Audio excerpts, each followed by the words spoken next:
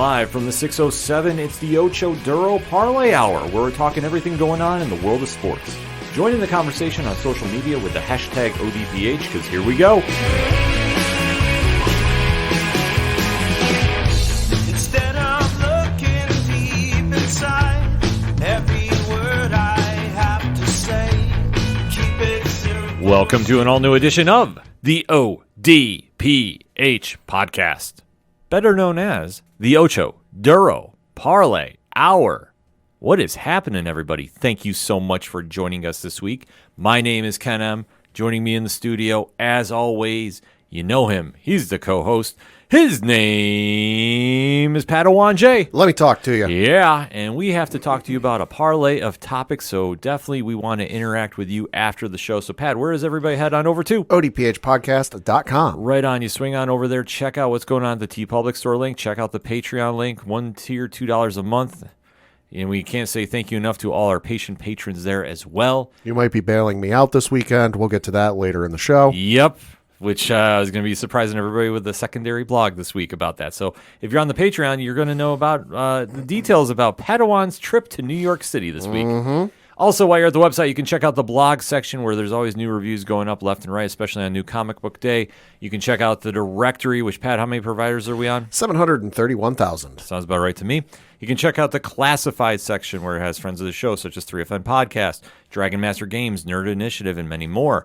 The music section where you can find out everything going on with Brian Wolf, who you heard at the beginning of the show, in his former band. But if you want to get that new music, especially the new EP that just dropped, The Golden Age, you got to go swing on over to the music section and check it out. See, I get so amped up, I kind of botch my words, but that's how we do it live, folks, because that's what we do here on the ODPH. So, like I say, if it's anything and everything that is the ODPH, you can find it at ODPHpodcast.com. And always remember on social media to use the hashtag ODPHpod. Kicking off this edition of the show, we have to recap one of the better fight cards in recent memory. I would have to say so, yeah. The UFC had headlines coming out of this one left and right, and that was UFC 291. Pad, let's break it down, shall we? Yeah, so this card, of course, took place this past Saturday from the Delta Center in Salt Lake City, Utah, where you had, of course, UFC 291, and a couple of stories coming into this card before the thing even started. As we mentioned last week, there was supposed to have been a fight between the ageless wonder of Stephen Wonderboy Thompson and Michael Pereira. However, Pereira came in at 174 pounds, which is 3 pounds over the welterweight non-title fight limit. So if he was under that 3 pounds, but it's still within the limit, all right, fight would have still gone on. It just would have been a catchweight, much like you saw in the prelims between CJ Viraga and Vinicius Salvador. One of those guys missed weight, but it wasn't outside the limit. So, the fight was held at a catchweight. Somebody's purse was sacrificed, I guess you could say. Yep. But this was not that case, so the fight was scratched. No, this is now the second time they've attempted to schedule this fight. They tried to schedule this fight back at UFC 289, but the contracts were just never signed. So third time's a charm, maybe? We'll see if they schedule. I don't know. Yeah, I don't think they're going to make this one happen again. I think the thing with Michael Pereira is this is the second time he's missed weight badly. Probably. So I think that him at the 170-pound limit is out of the question anymore. Yeah. It's going to be much like Kelvin Gastelum, who was having problems making weight. They're just going to say you got to fight at a higher weight class. Yeah. Just saying. So as a result, the Derek Lewis and Marcos Rogero de Lima fight was moved from the prelims up into the main card. And so we're going to jump right into the main card. And the first fight that took place on the main card was in the welterweight division, where you had Kevin Holland defeat Michael Chiesa via Barbo choke submission at 2 minutes and 39 seconds of the first round. Absolutely shocked at this. Yeah. The one thing about Holland is well-rounded. I will give him that. But when you talk about mat wrestling and submission holds, Usually not one of the names to come up. right. And Chiesa is very comfortable there. Now, granted, he's been off for a while. We discussed this last week. Yeah, we did. The whole thing about quote-unquote cage rust looked like it played a big factor here, but I will give Holland his due. This is an impressive win for him. especially in the first round. And listen, Chiesa, Octagon Rust is a thing, but he's still got 25 matches professional matches under his belt. So this isn't exactly some slouch they pulled in off the streets of shit. We need to fight, and then there's nobody here walking at weight. Mm-hmm. This is a dude who's been tried and tested. Yeah. So the manner of how this fight was ended did not see coming. No, but huge win for Holland. I'm not sure where exactly he goes from here. But I know that in the rankings, he's got to be skyrocketing up a little bit after this. Well, looking at the welterweight rankings on UFC.com, of course, Leon Edwards is your champion of that division. Kamaru Usman, number 1. Colby Covington, number 2. Bilal Muhammad, number 3. Hamzat Chimaev is number 4. Gilbert Burns, number 5. Shavkat Rakhmonov is number 6. Stephen Wonderboy Thompson is number 7. Jeff Neal is number 8. Tied with him at number 8 is Sean Brady. Number 10 is Vincente Luke. Number 11 is Neil Magny. Right now, Michael Chiesa is number 12. And then you've got Jack Della Maddalena is number 13. Ian Machado Gary is number 14. And then Michael Pereira is number 15. So I'm willing to bet these rankings might not have updated yet. I'm thinking as well, too. So if you're curious where the rankings or where Michael Pereira has, or not Michael Pereira, where things have shaken up with the welterweight division, I'd say check for this on Tuesday, maybe Wednesday. It's usually when they switch over. Yeah, because, I mean, Holland's got to go up a little bit. I'm not saying he's going to skyrocket into the top 5 by any means, but this is a big win for him. Huge win overall. And I think that he will get another high-profile fight his next go-around. But just seeing how he's really made him a name for himself, I mean, other than Dana White kind of giving him the nickname of Big Mouth because he would always talk during his fights. He's known to talk, folks. This is true. So this is a huge win for him. He's got to definitely capitalize on it. And I do think he's going to get somebody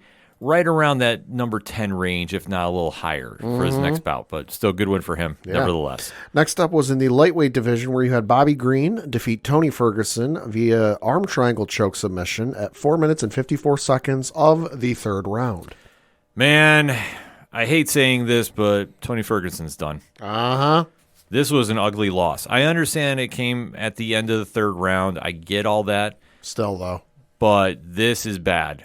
This is now his 1, 2, 3, 4, 5, 5th or 6th fight loss in a row. 1, 2, 3, 4, 5. This is his 6th loss in a row.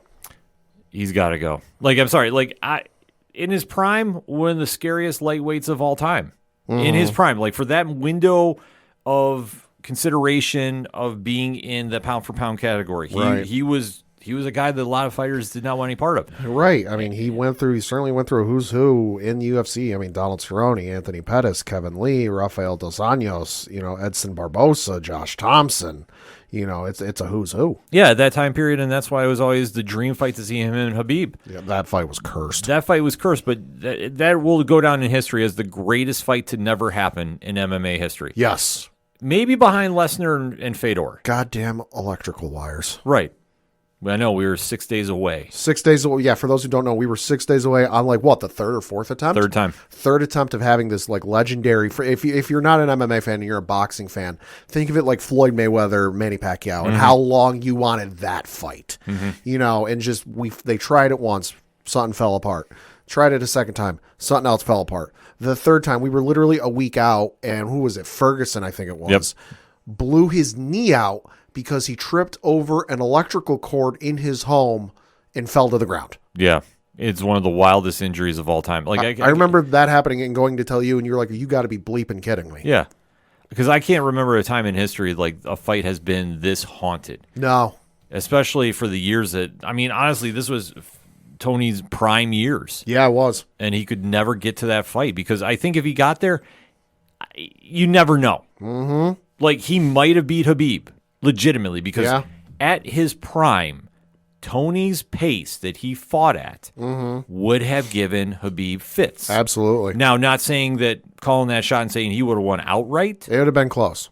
But I will say this, he would have gave him enough problems that Khabib's takedown skills might have got slowed down just enough. But we never know. But at this stage, I'm sorry to say, this is a bad loss. He's currently 39 years old. He just turned 39 in February, and I want to bring something up. He is approaching a UFC record. and not in a good way. Uh-oh. He is like I mentioned, he's currently on a 5-fight losing streak. The record is 7 by BJ Penn. That's not a record you want to go for.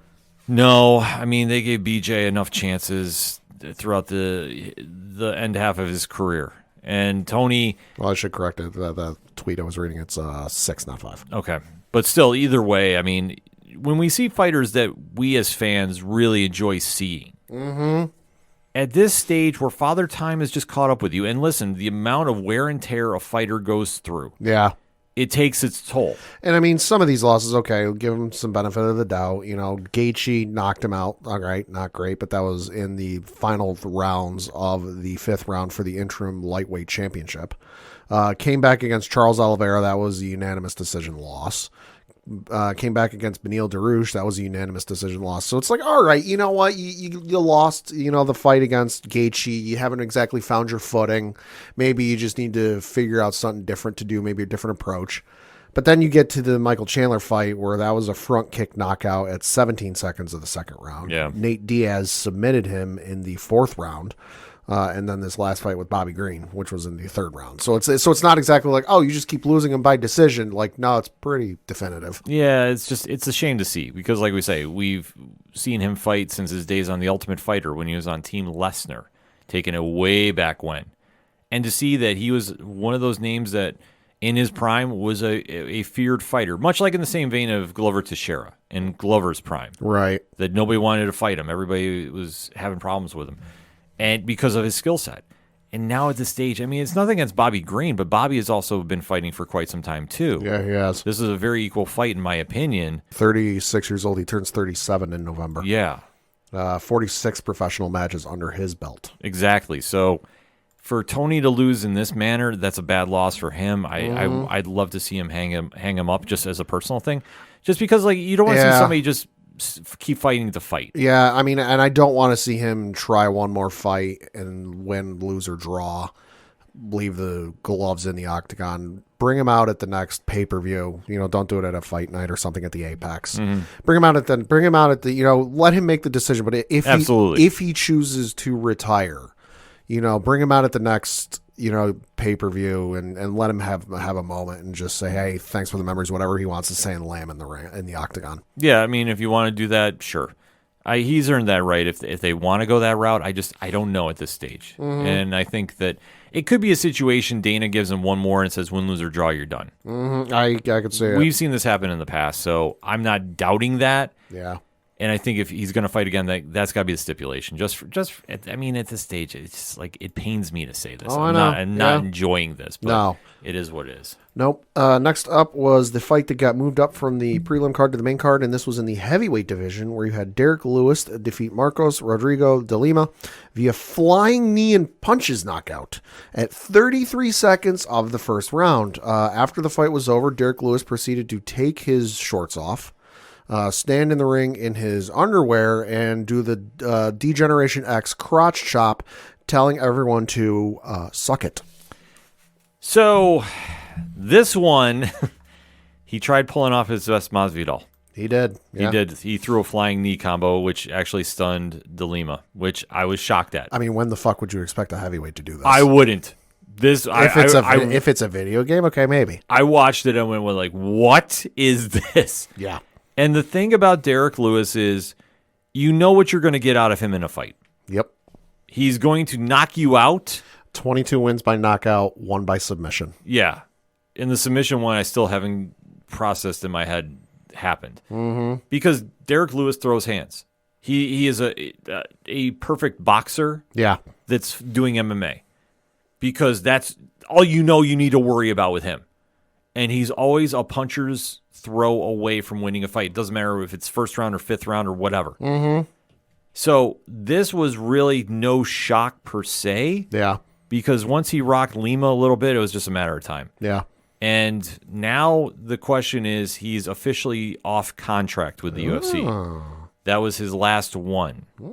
So at 38 years old, I think the UFC could sign him again for a deal. I don't see why not. I mean, if John Jones sticks through with his current plans, air quotes, I guess if you want to say, where John's gonna fight Stipe Miocic and then retire if he goes through. I mean, you're about to have a vacancy in that heavyweight division, so you could. I'm not saying long term, but you could sign Lewis to a couple fight deal and see where it goes. Well, he's proven himself. Well, the one thing about him is he is a superstar in this business. Yes, he is. He is a character. Like I say, he's a media personality. I shouldn't say. When he had the quote at the one post fight or after the fight when Joe Rogan went to interview him, and Joe asked him a question, and Derek proceeded to say, "My balls are sweaty." Mm-hmm. I knew people and heard that in public from people I knew didn't watch the sport. Yeah. Like, that's how much this guy has crossed over, that like just his sound bites and his personality have crossed over to where it's people who don't watch the sport are finding out about him. Oh, exactly. Like, he's very charismatic. I shouldn't say character because, like, Colby Covington. Right, yeah. No. In my opinion, he's a character because that's not really him. This is Derek Lewis, man. This is Derek Lewis 100%. This is a down-home Texas boy. Yep. And you know what? That's how he is. And, you know, that's what wins people over because he's so authentic. Uh-huh. So I hope the UFC re-signs him for, you know, a 4-fight deal. Sure. Does something like that because he still can go and he's still winning and he's entertaining. And that's something that they're desperately needing is stars on their shows. Even when he loses, it's not a boring fight because his last couple fights, losses and how he lost. Submission, TKO, KO, TKO. Yeah. So it's not exactly a snooze, 3-round, 5-round, going the distance. We're just going to ballet dance here in the middle of the octagon. Mm-hmm. They're exciting. Yeah. So I think the UFC will lock him up and that'll be the last big contract for them. I could see it. But if this is it, I can't wait to see where he winds up because he will wind up somewhere. I could almost see him going bare knuckle fighting. Yeah. Just because that's what he does is he throws hands. So yeah, that's true. But we'll have to wait and see about that, but good win for him nevertheless. Yeah. And next up was your co-main event of the evening in the light heavyweight division, where Alex Pereira defeated Jan Blachowicz via split decision, and it went 29-28, 28-29, and 29-28. I honestly can't remember where I saw this or heard this, but somebody was trying to say the odds for a split decision here was like plus 700. Ooh, interesting. And I really hate myself now that I didn't go look into that. Yeah. Because you know what? We talked about it on last week's show, and Pereira did what I thought he was going to do. We thought this was going to go for a while. I didn't think he was going to really have a knockout per se, but it could have happened. I thought the speed would throw him off. He did look very, very big for this fight in this weight class too. Like, if I remember right, he bulked the fuck up for this. Because I think it was ESPN's MMA Facebook page is where I saw it, where he came in at 205, like spot on. And then 24 hours later, he'd put on like 20 to 30 pounds. Yeah. Because once you weigh in at the official weigh-ins, you're good. Those weigh-ins later in the day are ceremonial. Like, they don't mean shit. It's just for the fans. Mm-hmm. So you can, once you make that weigh-in and you're good, you can put on as much weight as you want to. Yeah. So that's what I saw is he came in 205, and by the next day, like 24 hours later, he was coming in at like 224, 225. Yeah, it's crazy. But he got himself ready for this. And I think Blachowicz, I mean, he's on the other side of 40, if I'm not mistaken. I believe so. Let me take a look here. Yes, he just turned 40 back in February. So with him, as much as this was still an entertaining fight, I think like at this stage, it's Pereira's time. And the craziest thing now, too, with this win is you have to go what's next for Pereira. And you have to seriously consider him against Prochazka. Because Prochazka should be coming back relatively soon by the time they can schedule a fight. You'd have to figure, yeah. And that's your light heavyweight title fight because Hill is out with the Achilles tear. Right, yeah, he vacated. Yeah. So put this in perspective, Pat. Okay. Pereira has fought how many times now in the UFC? Oh, this is his 1, 2, 3, 4, 5. This was his 6th fight in the UFC. His first one was back in November of 2021. Okay. So keep that in mind. Yep. Number 7, he could be in for a title shot. That's crazy. But here's even the crazier stat. If he wins that, he will be a double champ within 7 fights. Conor McGregor, eat your goddamn heart out. Yeah. Like, I don't think people realize That's ridiculous. how insane that stat is. And he's only been fighting since October of 2015. Right. He's been doing kickboxing. Right, because that's his professional mixed martial arts record starts October 24th, 2015. His kickboxing, though, goes back to, let's see, there it is, amateur record, October 2013. Yeah. So he's been fighting a while, but UFC, MMA, only a couple of years. Yeah. So to put that in perspective, you're fighting in the biggest MMA organization on the planet. Yep. In 7 fights, you could be a double champion. And you think about the lineage of double champions. They're all Hall of Famers. Yeah, they are. Or soon to be. Yeah. I'm not saying you automatically punch his ticket, but you have to consider it. It's crazy as that sounds. It's a hell of a little note on your credibility meter. Oh, my God, yeah. So, I mean, that's the fight I make if I'm Dana. Oh, I would too. But it all depends on if Yuri's ready to go. If Yuri's ready to go, that fight's done. Like you're not even second guessing this. That'll make itself. Because the only other one I know they announced, if I'm not mistaken, is Johnny Walker is taking on Magnov. Okay. Or Magnev. Yeah. They're going to be fighting, and that could be like a possible number 1 contenders match. I can't, right. Because I just know that Magnov just fought not too long ago and lost in that bout. So it's a weird setup they have for light heavyweight, but I'm going to tell you right now, if we have Prochazka and Pereira, that's going to be box office. Because you're going to see some of the wildest stare downs at weigh-ins you have ever seen in your life. And these two are not afraid to go completely crazy in the cage. No. So I am hoping, and I'm putting the karma out there, and I know that certain people at the UFC do listen to the show, and thank you so much. Drop that 5-star review. We do appreciate it. Make this fight happen. Seriously. I can't see any other big box office possibility right now with your current 205 division than this. Because you're talking about history. And the former champion who had to relinquish the belt because he was hurt, coming back for it. The storyline writes itself. Yeah. Good enough for me. Sold. Make it happen. But then we got to the main event. Yeah, and this was in the lightweight division between Justin Gaethje and Dustin Poirier for the vacant, quote-unquote, BMF title, the baddest motherfucker. And you had Justin Gaethje emerge victorious, defeating Dustin Poirier with a head kick in 1 minute of the second round. This was as expected. We got fireworks. Yeah, we did. And this is huge for Justin Gaethje. Really huge. Yeah, it is. Poirier is no slouch by any means. He's probably one of the more well-rounded fighters that people just know for just putting on entertaining shows. He can do it all in that cage. For Gaethje, this is as much of a game-changing win as possible. Yeah. Not that he got a BMF title that nobody cares about, but he has just locked himself in prime position for a title shot against the winner of Machaev and Oliveira. And it's a hell of a win for him just because he's got 4 losses in his professional career, and they're all names. I mean, Charles Oliveira, Khabib, Dustin Poirier, Eddie Alvarez, so he's beaten some names, Edson Barbosa, Donald Cerrone, Tony Ferguson, Michael Chandler, but the fact that the only losses he's had are to the names of UFC that fans know. It's a feather in his cap, and it's kind of like that ascension of like, all right, he's taking the next step. Yeah. But here is the big question that came out, and I know a lot of media sites are running with this, Pat, and I definitely want your opinion about this. Okay. There was a certain fighter that got on social media and kind of was talking a little trash. Okay. If you're Justin Gaethje, sure, do you get that eventual title shot of the winner of Machaev and Oliveira? Or do you try going for the big money fight, allegedly, that is Conor McGregor?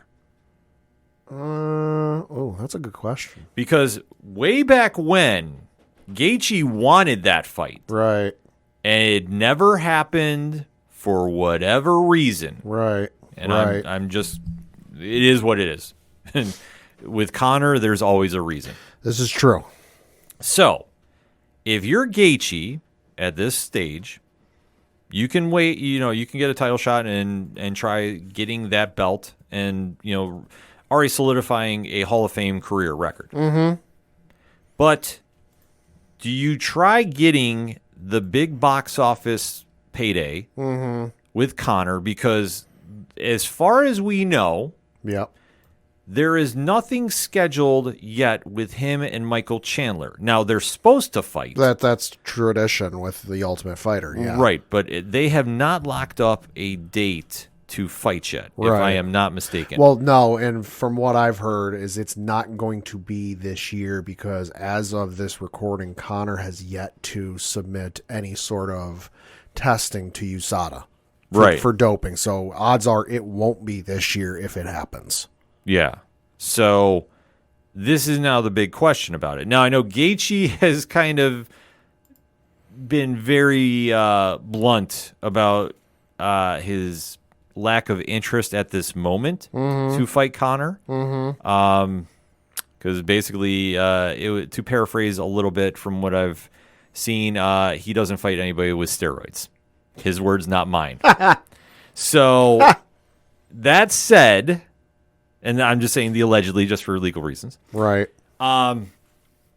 I don't know. Like, if you're in this position, it's a long time off. Yeah, it is. I mean, because if essentially, let's just play hypothetical and say, okay, the Chandler-Conor fight does happen.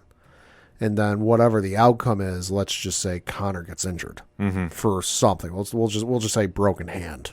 For argument's sake, something that puts him out 6 to 8 weeks or whatever it is. So this fight isn't going to happen this year. You're looking in next year. You're looking into next year for this to happen. And if he gets a broken hand, even if it's just saying conservatively, let's just say it's in February or March.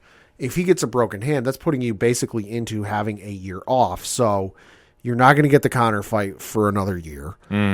You're going to have the title go by you. Yeah. And are you comfortable with sitting there for a year, or are you going to have to go to Dana and go, hey, listen, I want to fight Conor, but he's out with an injury. You got to give me somebody in between. But then you run the risk of what if you yourself get injured? Yeah.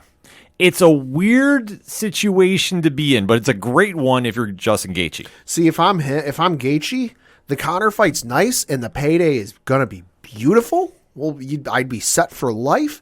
There's too many unknowns with that. Yeah. Given the fact of if I'm Justin Gaethje, what I just did, and I'm the BMF title holder, I wait for the outcome of the lightweight title fight, and I sit there and go, hey, Dana, I'm next.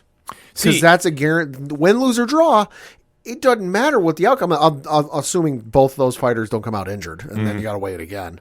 But hypothetically, if it's a clean finish, nobody's hurt, you got to wait just for the obvious recovery time or whatever else it's typical with the MMA fight, I take that one. That one to me, in my head, doesn't have me sitting there a year plus waiting for some guy to get better potentially and all this other nonsense and him to figure out what the hell he wants to do. Yeah. So I called up the article from DAZN.com, DAZN.com, and to quote Justin Gaethje, quote, when asked to respond to McGregor's comments in the post-fight press conference, it's safe to say that Gaethje did not hold back when it came to his thoughts on the Irishman. Quote, I fight MMA. I like to fight big fights. I like exciting things. So it sounds pretty exciting to me. I'm not going to fight someone on steroids. I've never taken steroids in my life, and I never will. Well, maybe when I retire, I might, end quote, Gaethje told reporters. Well, at least he's honest. Yeah, but, quote, but I've never taken steroids and don't want to fight someone who is cheating. And I probably shouldn't even say that if I want the McGregor fight, but it is the truth, end quote. So that is from DAZN and the post-fight presser. You know how Conor operates. Talk enough shit and he'll come knocking. Well, the thing about it, too, is it does make for an interesting situation going on. Mm-hmm. Because if Gaethje takes that fight, I think the easiest fight you can make for Michael Chandler is Dustin Poirier. Mm-hmm. So that really sets up an interesting situation, even though Chandler would not get the big fight. But that is a big fight, too, though. I mean, money might not exactly be there, but just saying, it's an interesting setup here. Mm-hmm. Well, he didn't name him, but we do have a response from one Conor McGregor. Oh, boy. He tweeted this yesterday as we record, and he said, and I quote, I KO him one shot, guarantee it, close quote. Not at this stage. He did not. No, showing Ken the tweet. Yeah. He did not mention or at anybody, but given the headlines and who's been talking about Connor, it's not hard to figure out who he's talking about. Yeah. I digress. Yeah, and if you want to hear more about that conference, I'll give a shout out to the reporter, Matt Asbury on DAZN.com. Did the article about Justin Gaethje's response. You know who's the real loser in this whole fight? Jorge Masvidal. Dude put $100,000 bet down on Poirier because they're training partners. Yeah, they're teammates. They're teammates. Yeah, so Poirier ended up costing Jorge $100,000. You know, this is the crazy thing about fighting, though, is when you had two elite fighters at this stage going at it, I mean, it's anybody's fair game. Like, I would not have bet on this myself personally, No. but I'm not faulting. But you know what? I applaud him for backing his teammate up. It's his teammate. It's his buddy. Yeah, no, I don't fault him. Yeah. But, you know, as like I say, for a title belt, it doesn't matter. No. It still was an entertaining bout, and you know what? It ended the way it should, with a finish. So we all got to remember the first time that belt came out and The Rock brought it out and his music hit, and it was probably the only time in his career there wasn't a pop. Yeah. So You don't believe me? Look up the footage. it's a crazy thing to see, but it's true, though. Mm-hmm. But there's a lot of noise coming out of UFC 291, so hit us up on that hashtag ODPH pod. Where does everybody go from here? There's a lot of moving parts that are now going to be happening with Justin Gaethje's win over Dustin Poirier. And what about the undercard? I mean, Alex Pereira. Nobody's talking about that. The double champ in 7 fights? Is it going to happen? Derek Lewis, is he staying or is he going? What do we think, ODPH Society? Hit us up. Let us know. But we're going to take a quick break. We'll be right back. You ever wondered what comics Mark from Vale Mai is into? What Zach from Left Behind's favorite MCU movies are? Well, Metalcore Nerds is the show for you. My name is Sean Mott, and here at Metalcore Nerds, we cover the latest things in pop culture, whether it be Star Wars, Marvel, DC, AEW, and everything else in between. You can listen to the show every Monday on Adobe Howl at 7 p.m. Eastern, or find it anywhere you find podcasts after it debuts on the radio station. Coming back for another segment on this edition of the ODPH podcast, and we have to talk about a signature premium live event. Mm-hmm. That's a lot to say, but when you're talking about one of the big 5 pay-per-views of the WWE World Wrestling Entertainment, it definitely deserves a lot of prestige thrown on it as well. One could say it's a party, the biggest party of the summer. Break it down, Pad. So taking place this Saturday on the Peacock here domestically, the WWE Network for you lucky souls overseas, and on pay-per-view in some places, from Ford Field in Detroit, Michigan, is going to be SummerSlam. Yes.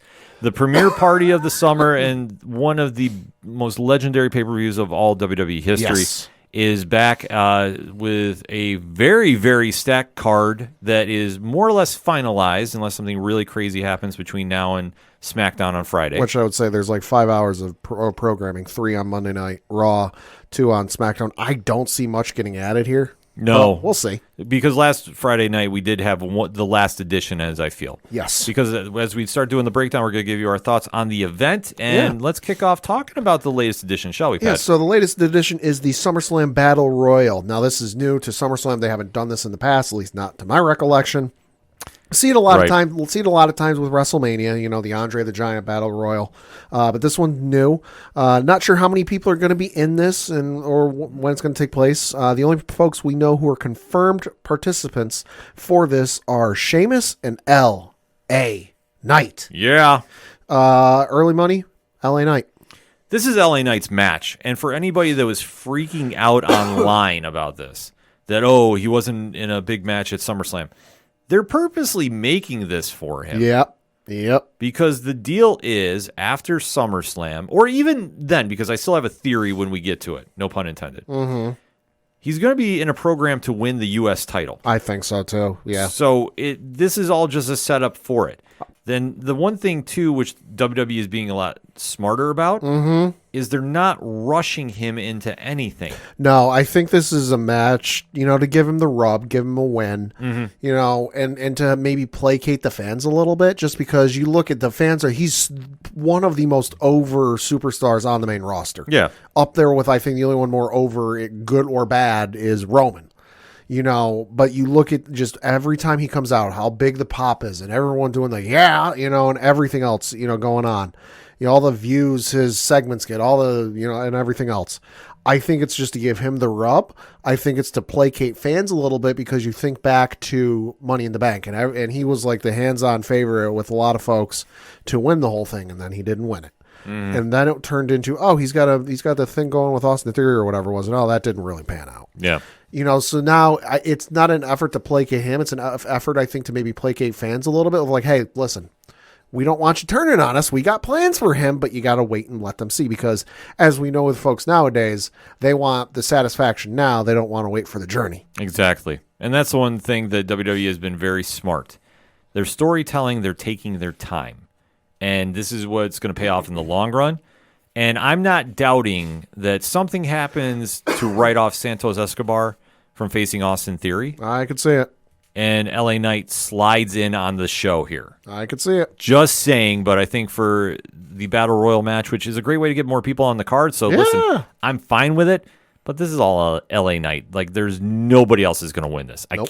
I'm sorry, I just don't see it. Next up is going to be a singles matchup between Ronda Rousey and Shayna Baszler. Well, this match has been building for a little while. I know it has been kind of forced in storyline terms. Well, maybe. But there's reasons for it. Maybe. Because if you believe the reports that Ronda is done with WWE, and she had a very definitive date that she's leaving. This isn't she's fed up with the company, she wants to leave, she's tired of things. No, it's just her contract has a hard out date. They can't extend it. They can't do anything with it. and once it's up, it's up. And from what I've read, this was always the plan to have a match with her. It's just because of the injury that took place, kind of forced their hands a little bit, and they didn't get to develop it necessarily the way they wanted to. Right.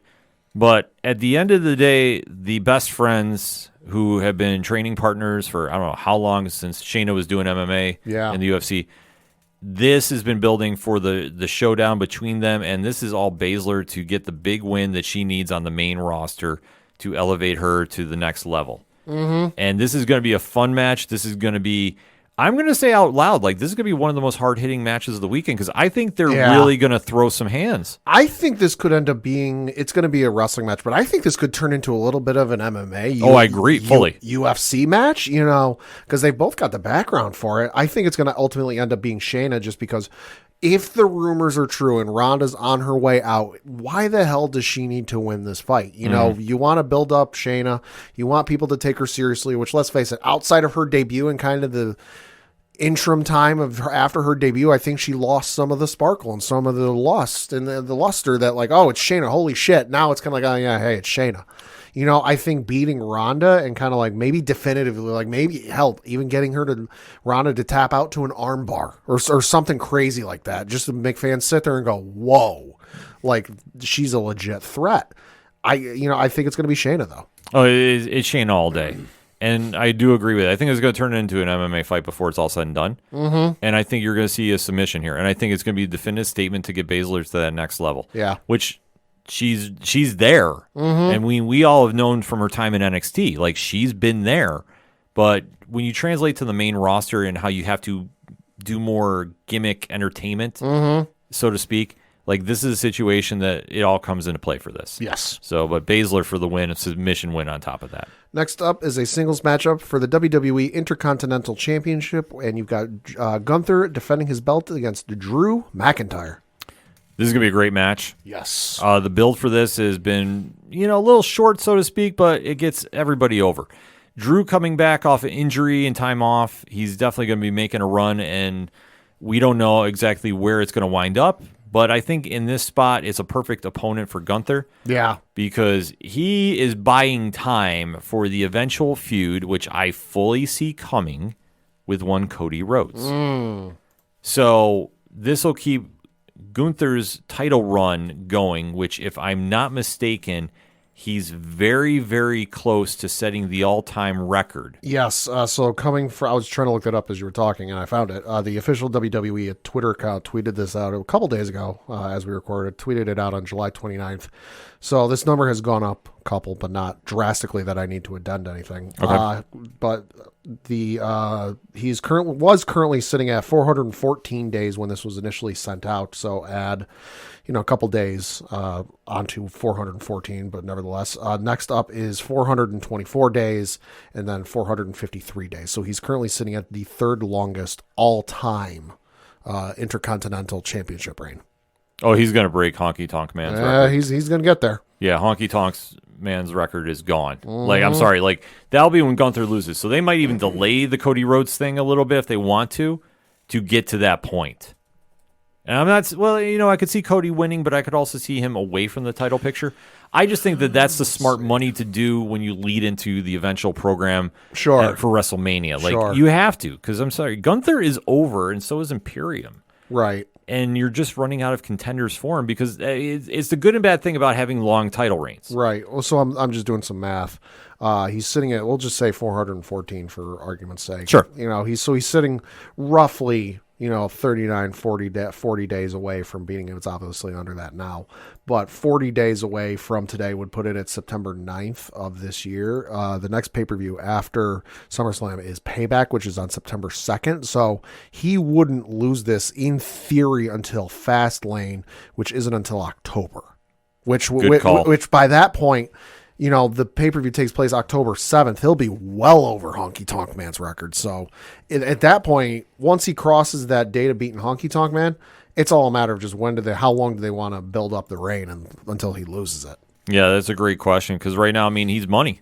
Yeah, and he that's is. the whole thing. If they even want to keep extending the feud with Drew, they could. Mm-hmm. It all depends on really where they're going with this. But I fully think for this match, you're going to have a great match. And I think Gunther retains. I just don't see them making the move, especially with being that close to breaking the record. I just don't want them to lose anytime soon. Because that means we hear Samantha Irvin announce Imperium's names a little less often, and I would miss that. Yes, me too. Next up is a singles matchup between Ricochet and Logan Paul. Well, this one is going to be an entertaining one. It's going to be something. Well, you think about Logan Paul and say what you will about him. He has a lot of various opinions for various reasons. Yeah, he does. But when he's in a WWE ring, he takes it very seriously. Mm-hmm. He understands how to get himself over as a character. And he is not afraid to try doing a show-stealing move.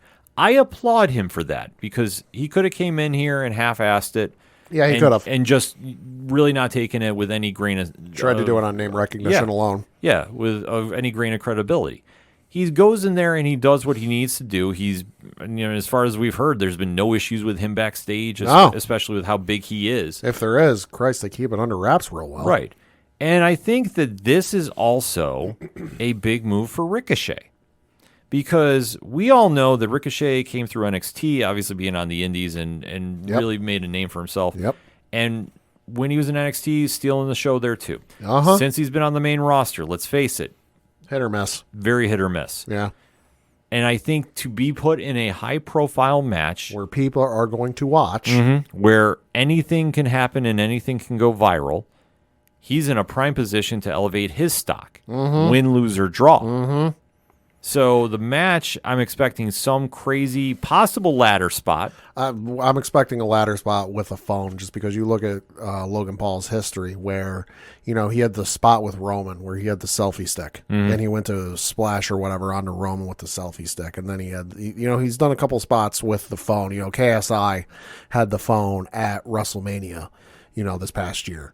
And then you look at this past Monday night where he attacked Ricochet in the ring and had a phone and recorded the whole thing. Yeah.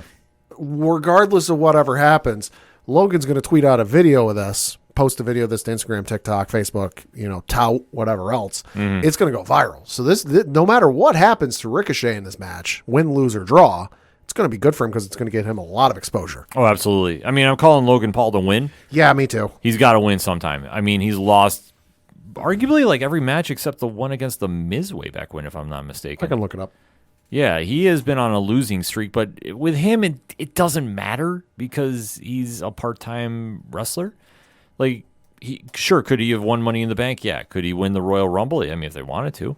It'd be a hell of a pick. But you know what? He doesn't need it to get himself over. I mean, he's just over as is. You are correct. He has 1, 2, 3, 4, 5, 6 matches in his professional record. The most recent was Money in the Bank, where he was in the ladder match. Of course, he did not win. Prior to that was night 1 of WrestleMania 39, where Seth Rollins defeated him. Before that was the 2023 Royal Rumble, where, of course, we know he did not win. Prior to that was when he faced Roman Reigns at Crown Jewel, and, well, Roman's still champ, so we know how that one went. His last win was against The Miz at SummerSlam 2022. And then he's only got one other win. That was when he tag teamed with The Miz at night 1 of WrestleMania 38 and beat Rey and Dominic Mysterio. Yeah, that's what I thought. Like, he has not won a lot. Yeah, so he's got, out of the 6 matches, he's 2-4. Right. So this one I think he does win, but this also helps Ricochet tremendously too. Yeah. No, I agree. It's as much as I would like to see Ricochet get the rub, I think they're going to give it to Logan Paul. Yeah, which, I mean, listen, doesn't hurt anybody. No, not at all. In all honesty. Not at all. Next up is a triple threat match for the WWE Women's Championship, and you've got Asuka defending her belt against both Charlotte Flair and Bianca Belair. This is going to be a fantastic match. Yeah, I mean, ever since... Oh, go. I'm sorry. I'd say it could be match of the weekend. Absolutely. Since Asuka defeated Bianca Belair and the reappearance of Charlotte Flair, it's been a very highly combustible atmosphere between all three of them. And I like how they're setting this up. And when we get to Saturday, I'm going to say Asuka retains. And the only reason I'm saying this is I'm going to actually call a shot right now. Okay. One of your marquee matchups at WrestleMania next year is Bianca Belair versus Charlotte Flair. Right. I'm just pencil that in right now. Sure. And I think, and this would be some real long-term booking if they can do this long enough, you keep those two separated from a one-on-one match. Okay. For now till then. Okay. To my recollection, I don't think they've ever faced each other one-on-one. I don't think so. But I know that Bianca has faced Bayley, Bianca has faced Sasha, and Bianca has faced Becky Lynch. So that's 3 out of the 4 horsewomen. Yeah. So why not go for the sweep on the biggest stage of them all? Because that's where I think you could have a lot of big money going into things. And I think that could be just, you talk about records we were saying with the UFC, that's a huge win for Bianca when it's all said and done. They have had a couple of singles matchups. I'm looking on ProFightDB.com. They've teamed up a couple times, but most recently there was a Raw Women's title match on an episode of Monday Night Raw from October 2021 where Bianca defeated champion Charlotte, but it was by DQ. Okay. So they have faced each other a couple of times, but that was the last time, so they tagged up they tagged with each other on an episode of SmackDown in July. They tagged on a Super Show here in July. They were on the UK tour and they faced each other, but it was a triple threat. They faced each other, but it was a triple threat. So Bayley was involved. She was in the Royal Rumble with her. So a couple. But the last time they faced each other one-on-one was the October 18th, 2021 edition of Monday Night Raw. So it's been, a year and a half. I was going to say it's been a year and a half, and I honestly forgot about that. Oh, I did too. But like I say, because I just still think they're going to give that one the big moment at WrestleMania. Yeah, looking because I sorted it by the opponent. It's only it's only 3 times they faced each other. The one I mentioned, another episode of Monday Night Raw that same year, and then where it went the same way, Bianca won by DQ. And then prior to that was a singles matchups on an episode of NXT in February of 2020. Yeah, well, NXT is. Oh, that's right, because that was during the Charlotte time down there. Yep. Well, it'll be interesting nevertheless. Wow, I keep saying that a lot today. That'll be the word of the phrase of the show this week. Take a shot every time he says it. Yep. Nevertheless. No, but this is Asuka's to win. I don't think they would make the switch right now. Yeah, I think it's Asuka's to win. I think there will be a moment where, because they've been kind of teasing the split up between Bayley and Io Sky. I think something will happen in this matchup with those two, like Io, because it's a triple threat. It's usually an odds-on opportunity for one of the Money in the Bank title holders to come in and shenanigans and try and cash in and get a win. I think we might I don't think she'll cash in. I think she's going to try to, and then something's going to happen with Bayley, and it's going to cost the two. It's going to cost Io her opportunity, and again, not saying she's going to lose, but just she won't be able to cash in because of something Bayley does. Right. And that'll lead to a singles matchup between the two. Yeah. It's going to be a great match, though. Absolutely. Can't wait to see it. Next up is a singles matchup for the World Heavyweight Championship where we've got Seth freaking Rollins defending his belt against Finn Balor. If it wasn't for the Bloodline, the Judgment Day storyline would be the premier storyline in WWE. Abso-goddamn-lutely. And who would have thought a year ago we would be saying this? Well, and especially when they turned Edge heel, Mm-hmm. he brought in Damian, and then he brought in Rhea. And I'll be honest, I was intrigued, but I wasn't like, this is awesome. Yeah. You know, it wasn't until they they brought Finn in and immediately kicked Edge out that I'm like, all right, this could be something. And the more time has gone on and the more I've let it play out and just sat there and watched, it's become must-watch segments for me. Because they come out, Dom Dom's coming with them. Dirty Dom, Dominic Mysterio is coming out with the most nuclear heat I've ever seen since Roman beat Undertaker. Mm-hmm. Week in and week out, folks, it ain't going down. It ain't getting any quieter. He is the most nuclear heat person on the roster, and it's incredible to watch. But it's become must-watch segments, and I'm like, I got to see what they're going to do. I eat my words with Dominic Mysterio a lot now. Hey, you got your wish. He's doing time at NXT. Yes, and you know what? What's the one thing for years you said? He needs to go down at NXT and have some matches. Well, he did that. And and it's working. I'm not gonna. I'll say I'll take my victory lap about this. Yeah. This is establishing him. There's really no pressure on him on the main roster because he's with Rhea, but this lets him really work on his stuff. Mm-hmm. I'm perfectly fine with him being North American champion. Yeah. It took me a second to process it that it actually happened, but you know what? After seeing the Great American Bash, which I know we're not going to get a chance to talk about, I really think like he's found his niche. The only thing I think he might be missing, and if he doesn't do this is fine. Start pulling some Eddie Guerrero type stuff. Oh, you didn't see the one video No. interview he did? Because somebody said, "Would you ever reconcile with your father?" Yeah. And he goes, I dream about it every night. It keeps me up. I really wish I could, but unfortunately, since he's passed, rest in peace, Eddie. Oh shit! He has gotten a lot better on the microphone too. That's incredible. Yeah, I'll see if we can post the clip on social media for ODPH. That's amazing. But like the little stuff he does here, Yeah. it works. And this is being around people like Finn and Damian, and Yep. especially Rhea, Yep. who everybody in this faction has elevated their stock tremendously. Right. So now you have them in a situation where they have a compelling storyline going on because Damian Priest won Money in the Bank. Yeah. I know for everybody that lost their mind because it was an LA night, we have a better story going on. Yeah, we do. Just saying. Several feuds that could pop out of that. Uh-huh. So you have that going on. Finn Balor is now back as a main eventer, Thank God. which has been a long time coming. Long overdue. And you also have Rhea, who's doing her thing, and now she's on that cusp of breaking out into that next level of pop culture superstardom. Most dominant woman on Monday Night Raw, and you know what? I'm not going to argue with her. Right, but like I say, the way that she's crossed over now, I mean, Yes. this proves how this faction's working. So now to be put in this title picture against Seth Rollins, who's brought some prestige back to this new belt, and really made it into a must-watch, feud every time it's on. This is going to be something special. I am not doubting that Seth wins, but you're going to see the cracking of the Judgment Day, unfortunately. I could see it. And I think that you're going to have like Damian sees that Finn is knocked out, but so is Seth. He tries going in for the belt. Finn interrupts the count. Yeah. They have some nonsense, so now Damian wastes his Money in the Bank. Yeah. And, yeah. And we build from there. But you know what? That's perfectly fine to do.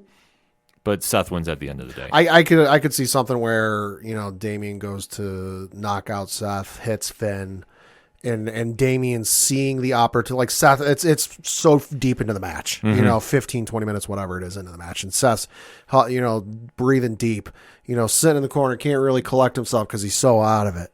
And Damian's doing what do I do? Do I help my brother, quote unquote brother, get in the ring and put him over for the pin? Because I'm guessing there's probably going to be a rough bump with this match. Oh, yeah. But do I bring my brother in and put the pin over and let him win the belt?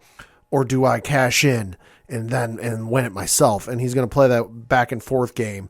And he might even go back and forth running a couple times to try and figure it out. But what's ultimately going to lead to is Finn coming to, seeing what he's doing and put it's the old Eddie Guerrero chair spot.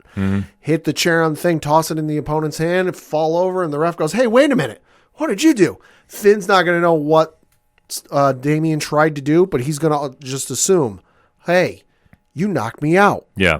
He's not going to know he tried to knock Seth out, but he accidentally hit Finn. You tried to knock me out. What are you doing?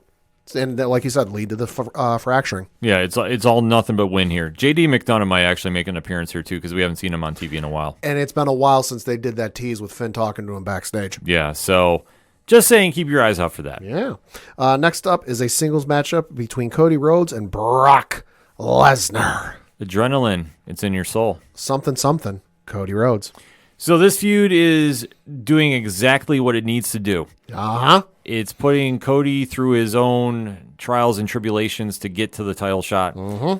And especially with the ironic timing of his documentary series. God, I can't wait to watch that. Yeah, we'll be talking about next week on the show. This is perfect for him in such a co-main event stat, if you will.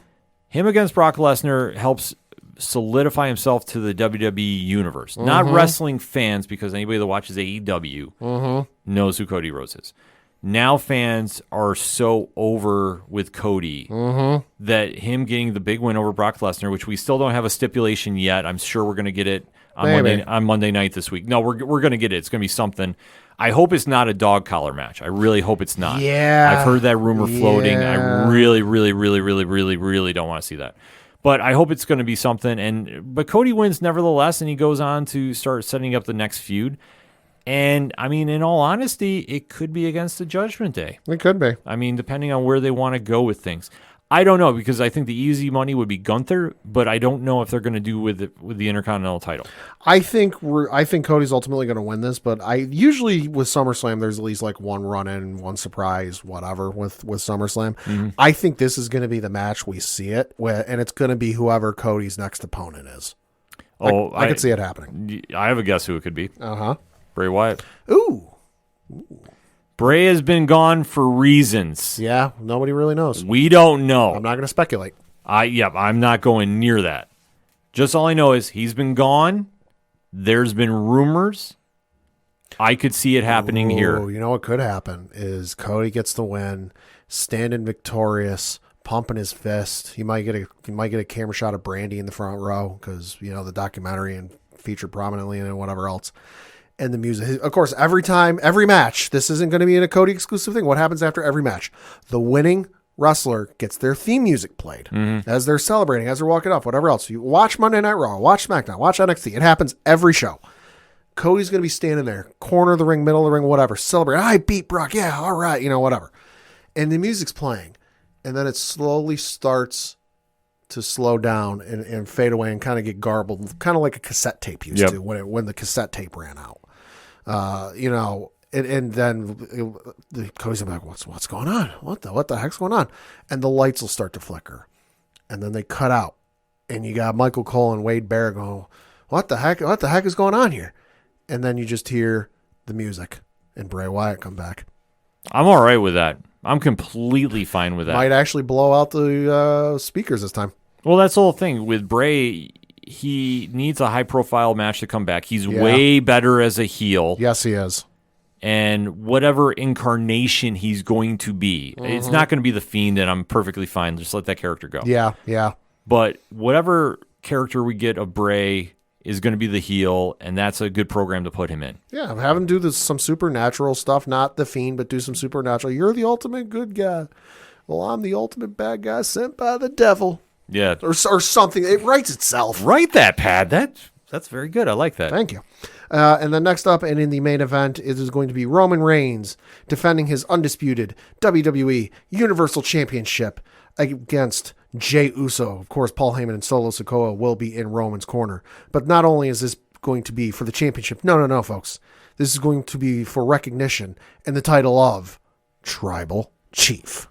Yeah, tribal combat, which means anything goes. Yep. And this has been a match waiting to be ran back for quite some time. The story is wrestling's best, period. Hands down. You can say arguably of all time. It's now in that conversation. The fact that it's been going on for 3 years is absolutely wild. But it still is red hot as ever, and fans are still invested in it. And now with Jey Uso finally making the break from Roman, they've been building it up very nicely. A couple of things here and there that I wasn't really I was a little more puzzled about because they've been almost cordial at certain points, and it's kind of like, why at this stage? But either way, I think in that aspect, it's a case of I don't like you, but I at least have respect for you. Yeah, it could be. And I mean, obviously, how they've been building it, I'm not complaining about it. Like I say, just a couple moments threw me off here and there, but not enough to make me say it's bad by any means. This is going to be an amazing match. It's still going to be Roman at the end of the day. Yep. I mean, there is, if you want to do percentages, there is a 25% chance Jay wins. There's always a chance. I'll give him 25%. But I still think in my heart of hearts, we're going Cody Roman Mania, and that's when it happens. I think anything else right now, no. And as much as Jay is over, and there's no question he is over, I don't think he's getting the belt this time around. Now, I could be wrong, but I'm going to say 75% Roman, 25 Jay. Yeah, no, listen, it's going to be Roman at the end of the day. I think there will be a moment there where Solo has to help Roman win again. Because you notice at the last pay-per-view, Roman had to, where it was the tag match with them against the Usos. Yeah. And there was that moment where Roman was despondent and just couldn't bring himself together to pick himself up and like, hey, job's not done. We got to finish this. Solo looked at him and went, what the fuck are you doing? Get up. We got to do this. Yeah. They've not made mention of it since. I think there's going to be another one of those moments here where Solo has to pick Roman up. And that's where you're going to start to maybe see some cracks between him and Solo. Like, yo, you're supposed to be the guy. You're supposed to be the head of the table, the tribal chief, the undefeated one. And now you're starting to look like a bum. Yeah. Or something. And I don't think it's going to lead to, a matchup between him and Solo at Payback. I don't think it's going to lead to a matchup between him and Solo at Fastlane. But at some point down the road, maybe the Royal Rumble. I think at some point, though, you will see a split between the two. Because like I've said before, and I maintain, to beat Roman, you need to remove all of the protective walls he's got around him. You need to remove the Usos, which, hey, Usos are gone. Yeah. He's still got Solo Sikoa. You saw what happened on Friday Night SmackDown where Jay tried to attack him. Solo was still there to hit the spike. And God almighty, the spear spike combo they got going. That's a hell of a finisher, gotta say. But you still got Solo there. You can't beat Roman, much as we saw at WrestleMania. Even though the Usos didn't show up, they got taken out by Kevin and Sammy.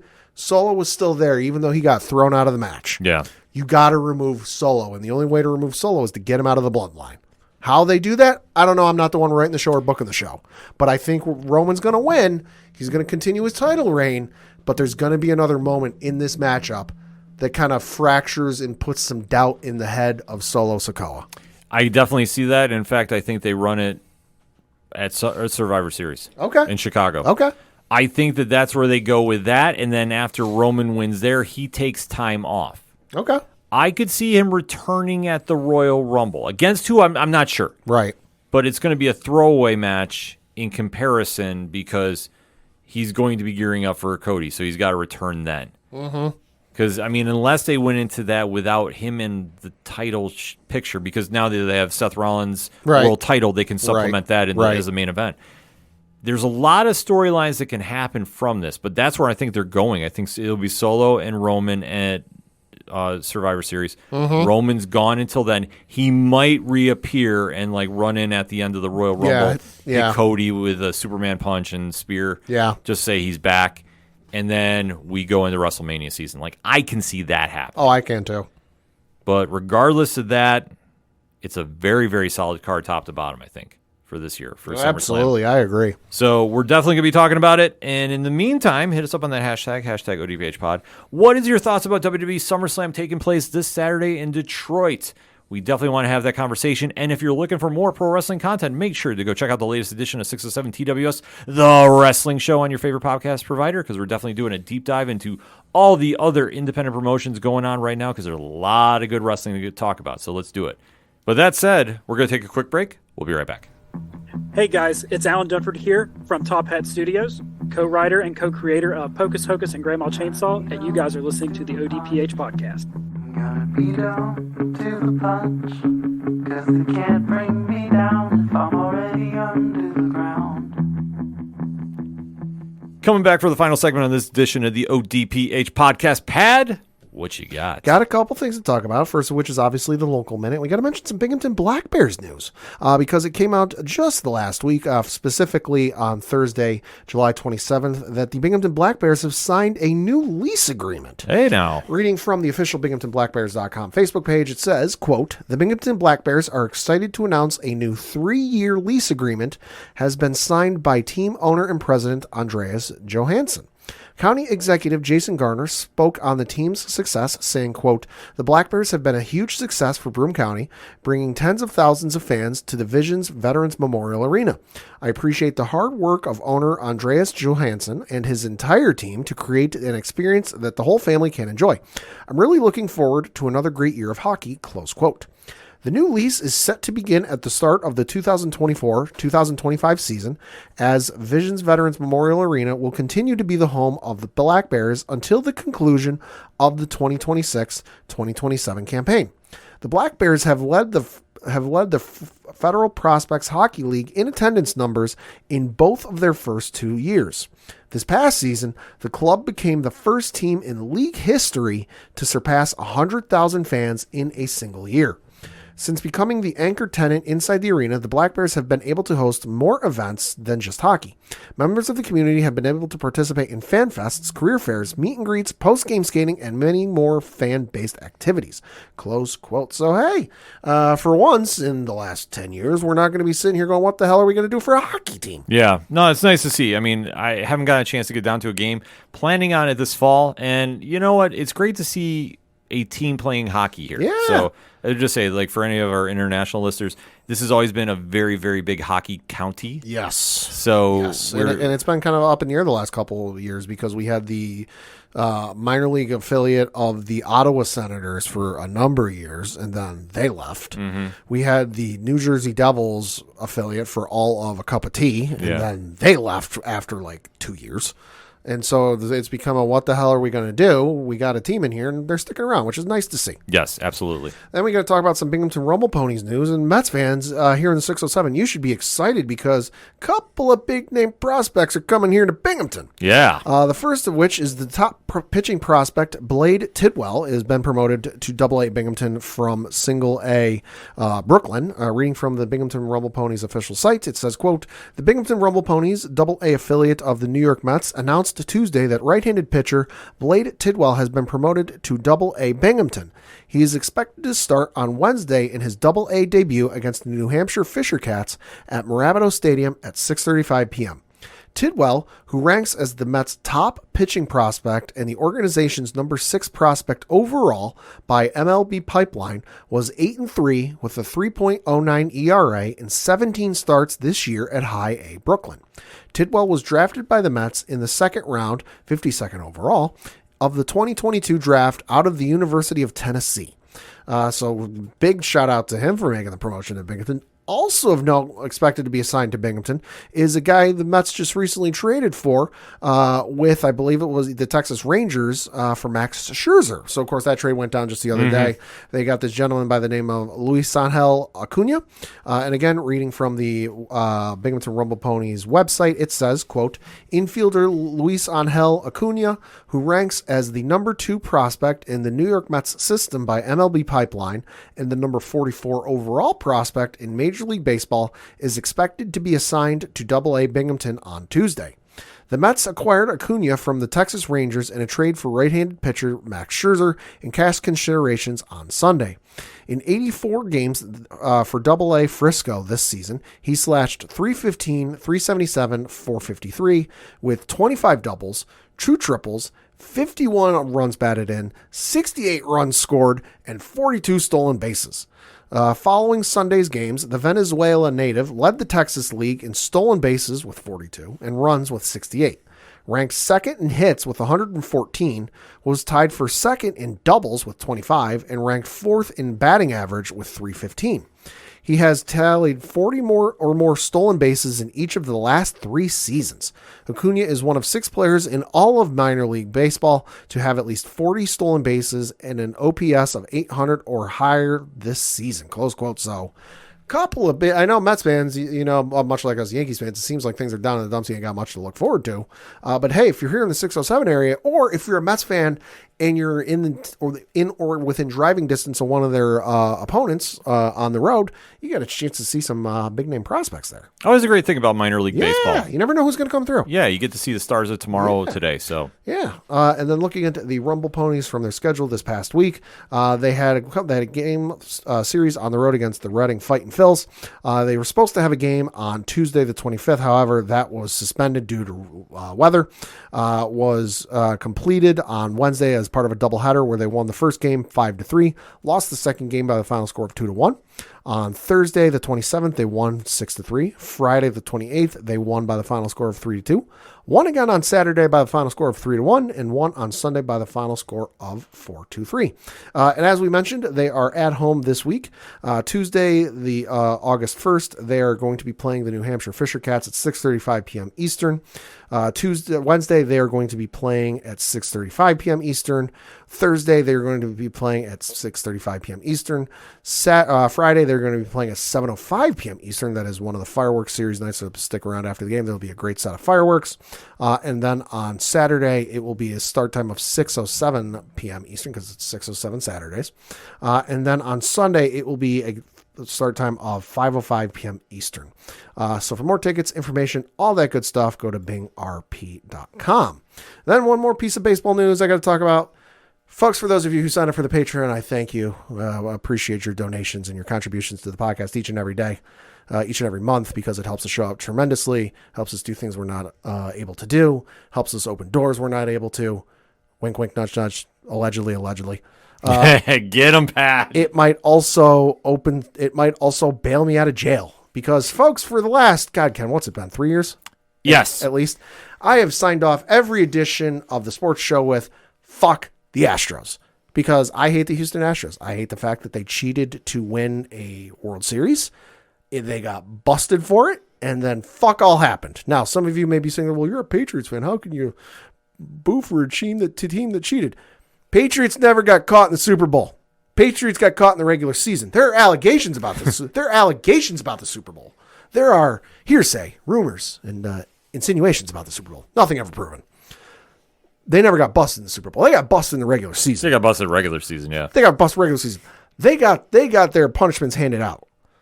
The Astros got a fucking slap on the wrist. Mm-hmm.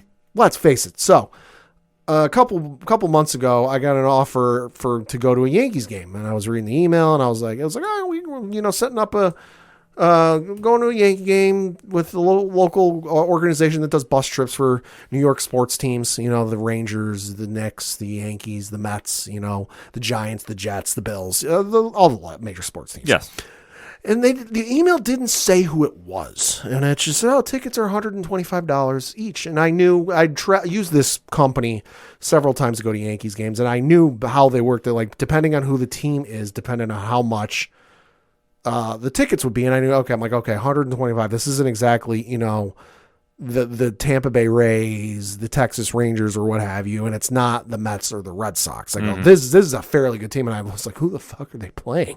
And I looked, and it's this Saturday, August the 5th, 1:05 p.m. Eastern, where it's going to be Yankees baseball card pack day.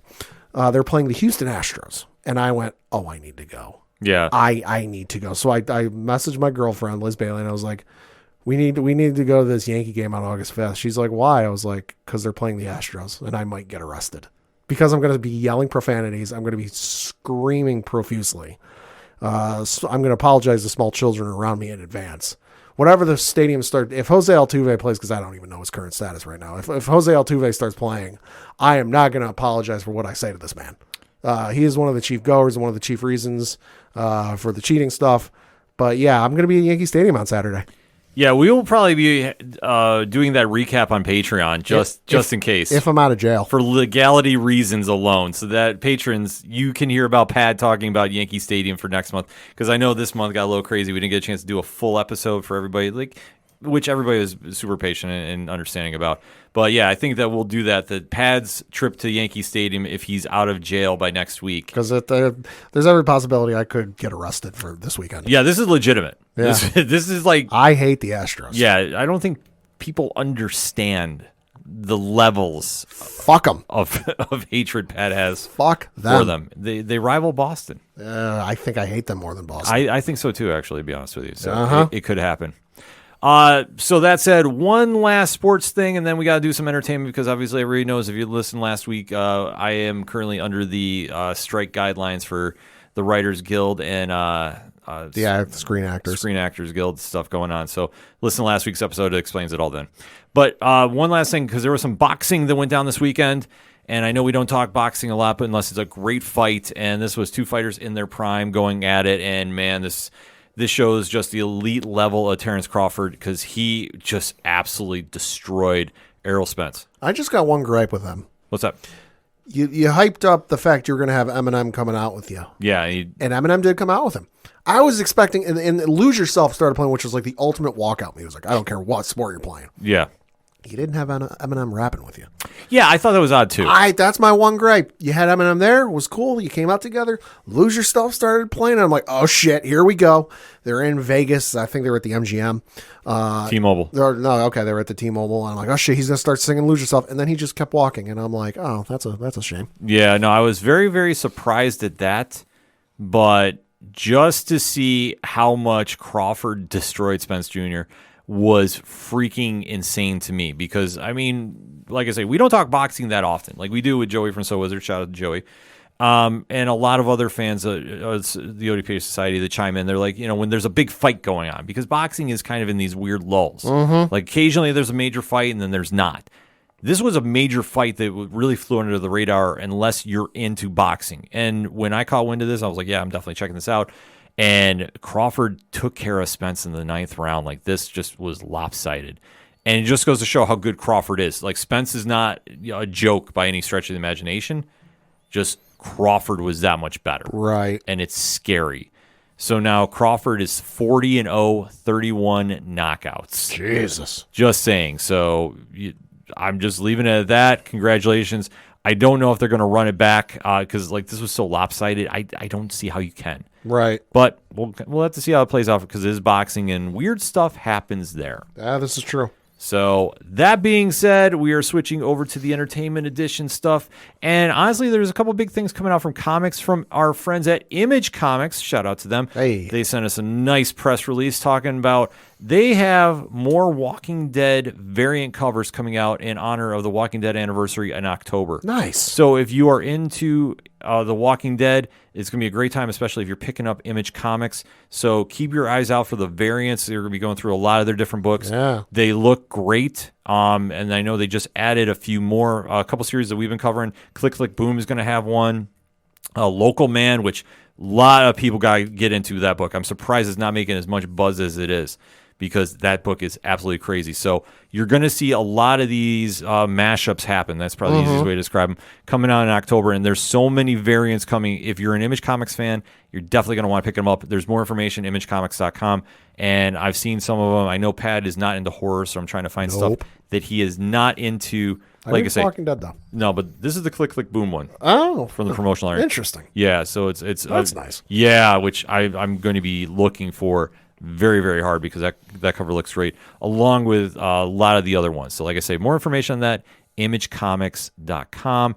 And then we got a great press release from DSTLRY. Now, we talked about them last week from San Diego Comic-Con, so this comes right from their PR team, quoting, DSTLRY, the next generation publisher redefining creator-owned comics and collectibles, today revealed that its debut publication, the 88-page, $9.99 short story collection entitled The Devil's Cut, is exceeded over 50,000 units from comic book stores for orders. That is awesome. And that is a big deal. Yeah. If you don't realize that for indies books, that is huge. Yeah. So like I say, all this information is coming from DSTLRY. That is definitely something that if you're not on board, you need to get on board. I've been screaming this for a while since I heard about this. This company is going to be doing monster things in the remainder of 2023 and beyond. Mm-hmm. And how the structure is set up there, they have literally a who's who of comic book greats involved with this. And it's going to be something that once these books get rolling, and I know it kicks off with Jock's Gone in October, after The Devil's Cut, like it's going to be something you're going to want to pick up. So more information on that, DSTLRY, spelled DSTLRY.co.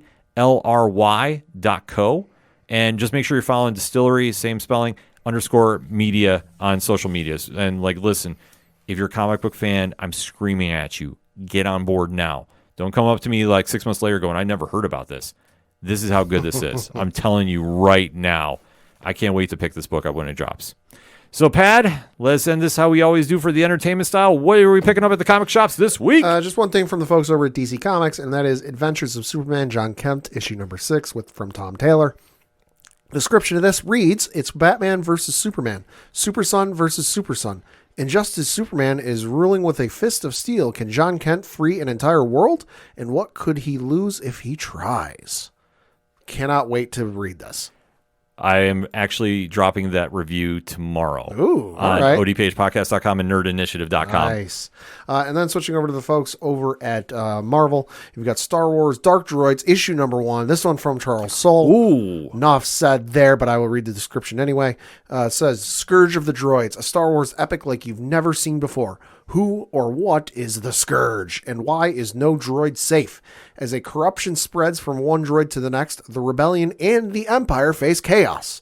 What role does Ajax Sigma play in all of this? And whose side is he on? Find out when horror comes to a galaxy far, far away. Charles Soule continues his legendary run on Star Wars with the most ambitious event in Star Wars comics history. Joined by his War of the Bounty Hunters collaborator Luke Ross, the Superstar team carves a new path for the future. This looks awesome. I cannot wait to read this because this just sounds nuts. Yeah, this is going to be a book people are going to be talking about. And then also from Star Wars, you've got Star Wars Yoda, issue number 10 from Kevin Scott. This one reads, The final lesson. After years in exile on Dagobah, legendary Jedi Master Yoda is visited by a ghost of his past. Plagued by painful memories, he must enter the cave of evil to face his ultimate fear. But will the Jedi's greatest teacher recall the most important lesson of all? We'll see. Close quote, we'll see. Showing Ken the cover art here because there's a couple interesting faces on the cover. Yeah, okay. Yeah, so it's Yoda standing in front of the door to the Cave of Evil. On one side is the ghost of old Ben Kenobi, and on the other side is the Force ghost of Count Dooku. That looks wild. So we'll see what happens with that. And then also from the folks over at Marvel, you've got Death of the Venomverse, issue number 1 from Cullen Bunn, which this one is The End of the Venomverse is here. Cullen Bunn and Gerardo Sandoval reunite to bring the symbiotic axe down on the Venomverse. Carnage has been building up his powers up, extracting unique abilities from many villains throughout the Marvel Universe to the point of traversing the multiverse with one goal: kill any and all Venoms. Boy, this is going to be batshit crazy. Yeah, this is looking absolutely crazy. Cullen Bunn, I know from a lot of horror books. This is going to be absolutely wild. So you definitely don't want to miss this. And lastly, certainly not leastly, from the folks over at Dynamite Comics, Gargoyles, issue number 8 from Greg Weisman. And this one says, Goliath's going on trial, but an old enemy would rather that Goliath never make it to the courtroom. In this issue, Attack on Rikers Island, or Cellmates Make Strange Bedfellows. This one has been such a great read if you are a fan of the Gargoyles animated series from the 90s that was aired on Disney. Seriously, you need to pick this up and read it. It is a breath of fresh air and something that has been severely lacking from the Gargoyles IP, since the show ended. It does not include anything from the third season, which we're not even going to get into. That third season is yikes. But no, it's from Greg Weisman. He wrote and worked on Gargoyles. It ties right into the show. It's a fantastic read. If you have not picked it up, you should. It's fantastic. Absolutely. On my end, like I say, I'm reviewing the Adventures of Superman book. And yeah, you can't speak highly enough of that series thus far. Tom Taylor on Superman. Enough said. Enough said indeed. For me, Image Comics, Black Cloak number 6, Kelly Thompson, Meredith McLaren. This whole fantasy murder mystery has been an absolute joy to read. I love this series. I can't wait to see how it wraps up for the first arc, I believe. Okay. So that's how it's kind of coming down. And listen, if you haven't checked the series out, if you're into fantasy and you like it with a little crime edge, this is a great series. And I truly, truly wish more people were talking about it. Also at Image Comics, there's a brand new book called The Sacrificers by Rick Remender and Max Fumaura. This is going to be one fans are going to be talking about, so definitely you want to stay tuned for that. Also from Image, Quest #1, Jonathan Luna. This is going to be one, like I say, a lot of buzz is behind this right now. So you definitely want to make sure you check that out. Over on the Boom Studio side of things, there's a brand new Buffy the Vampire Slayer series coming. Oh, boy. But it's the last Vampire Slayer. Because I always kind of say, like, I'm happily surprised to see that this series is still going. I know it's still got a huge cult following. Yeah, and like that's, you know, like, because like for me, yeah, I know I'm old. I always remember the movie before I do the TV show, and like how great the show is, and like how much that's still living. That's why I say I kind of just like there's a new Buffy series going. Like I am just excited, but I'm like also just like blown away. The series is still rocking, but they have great new tales coming out. Like I said, Buffy the Last Vampire Slayer is coming out this week from Boom. So Casey Gilly and Oral Rogi are behind this, and this is going to be one, like I said, if you're a fan of the franchise, you want to check out. Also, the latest edition of Once Upon a Time at the End of the World by Jason Aaron. This series is absolutely something on its own. Like it's a very different read. It is very good, but like I say, it's something that you're not expecting when you open up the pages for it. So you definitely want to make sure you keep an eye out for that. Also, the coolest book at the comic shops, and I don't think there's any question about this, Grimm #12, Stephanie Phillips Slaviano, and the story of Jessica Haro is just getting crazier and crazier. I love the series. I can't speak highly enough about it. There's so much wind going on with this. Like, seriously, if you haven't checked it out, you definitely want to. And I gotta say, there's more reviews coming out, and shout out to the whole Nerd Initiative bullpen. A lot of moves this past couple weeks, so if you're not checking out nerdinitiative.com on Wednesday for New Comic Book Day, you definitely want to make sure you do, and obviously swing on over to ODPHpodcast.com too, because we got some stuff there as well. It's a big win for the entire team, and if you're looking for more comics coverage, the long-awaited streaming show Turn a Page is debuting Tuesday night, 8 p.m. Eastern, on Nerd Initiative YouTube. And we're talking Secret Invasion, but we're talking the comic story by Brian Michael Bendis and Lino Francis Yu. Pat, do you know that story? No, I don't think so. It is one that definitely we have a lot to say about, so we're going to be talking about that on there. So stay tuned for that. Make sure you drop that follow and subscribe and check that out, as you do with everything that is and the ODPH, because you find it at odphpodcast.com. And as we like to end every single entertainment show, make sure you head out and support your local comic shops, because they're doing a lot of great things and steering you in the direction for tomorrow's next big TV show and movies, because it all starts at the comic shop, folks. So that said, for the one and only Padawan J, Fuck the Astros. I'm your host, Ken M. My co-host might not be here next week, but you will have the full update on Patreon about what goes down when he invades Yankee Stadium to defend the honor of the Bronx Bombers. For like the 7th or 8th time. Yes. Thank you as always for listening to the ODPH podcast, better known as the Ocho Duro Parlay Hour. We'll see you next time.